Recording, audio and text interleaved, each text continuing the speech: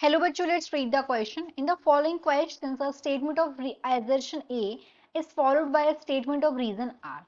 First, if both assertion and reason are true and reason is correct explanation of the assertion, then mark first. Second, if both assertion and reason are true but reason is not the correct explanation of the assertion, then mark second. Third, if assertion is true statement but reason is false, then mark third. Fourth, if both assertion and reason are false statements, then mark fourth. यहाँ पे assertion है. Application of stimuli repeatedly just at the start of relaxation of a muscle fiber show an increase in the extent of contraction initially and results in TP or state case phenomena. Reason, it can be attributed to the summation effect of the subthreshold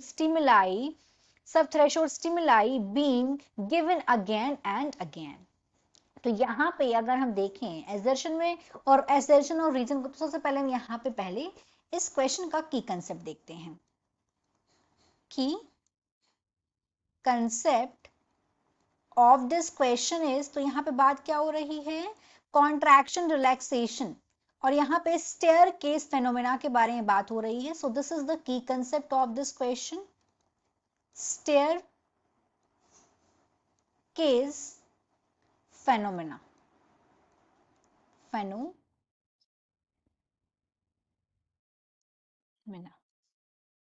तो यहाँ पे अगर हम बात पहले assertion की करेंगे फिर रीजन की बात करेंगे.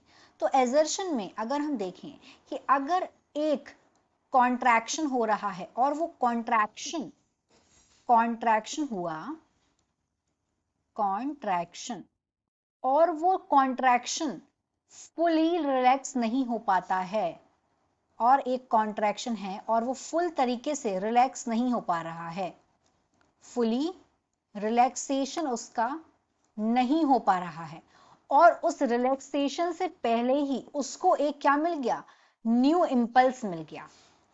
न्यू इंपल्स अगर उसको मिल गया, एक कोई मसल फाइबर है और वो कॉन्ट्रैक्ट हो रहा है, वो फुली तरीके से रिलैक्स नहीं हो पाया और उसके पहले उसको एक न्यू इंपल्स मिल गया, तो उस केस में क्या होगा, और उसको न्यू इंपल्स मिल जाएगा. तो अगर पूरी तरीके से रिलैक्स नहीं होगा तो पूरी तरीके से कॉन्ट्रैक्ट भी नहीं होगा, तो किस तरीके से बनेगा ग्राफ इस तरीके से बनेगा, क्योंकि यहाँ पे पूरी तरीके से अगर रिलैक्स नहीं होगा तो पूरी तरीके से कॉन्ट्रैक्ट भी नहीं होगा.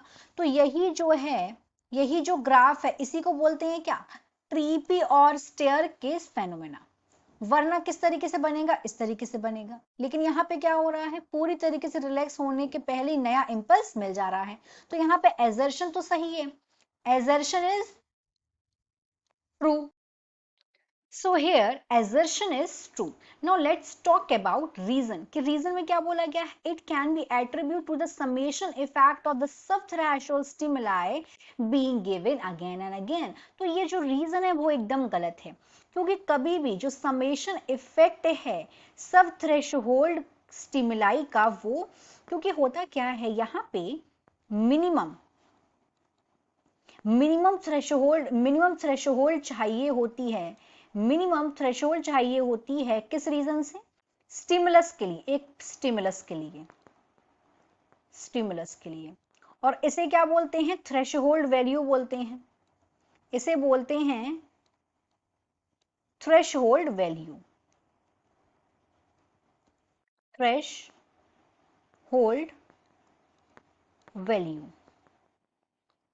तो अगर ऐसा नहीं होगा तो यहाँ पे डीपोलराइजेशन नहीं होगा, और इस तरीके से यहाँ पे अगर हम बात करेंगे तो एजर्शन करेक्ट है और रीजन इनकरेक्ट है. So what is our right answer here, our right answer is third.